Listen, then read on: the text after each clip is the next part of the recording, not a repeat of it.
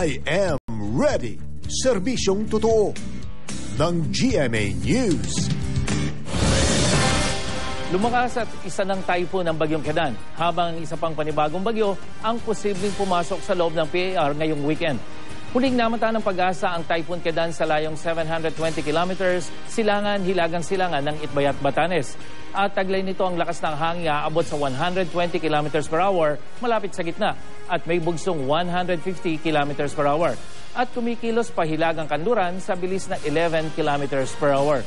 Sa storm track ng Pag-asa, linggo ng umaga lalabas ng Philippine Area of Responsibility ang bagyo, pero sa datos naman ng Weather Central, bukas na ng gabi ito lalabas ng PAR. Apektado naman ng Intertropical Convergence Zone o ITCZ ang probinsya ng Palawan, Western Visayas at Zamboanga Peninsula. Kaya asahan na ang mahina hanggang katamtamang pagulan sa mga lugar na ito.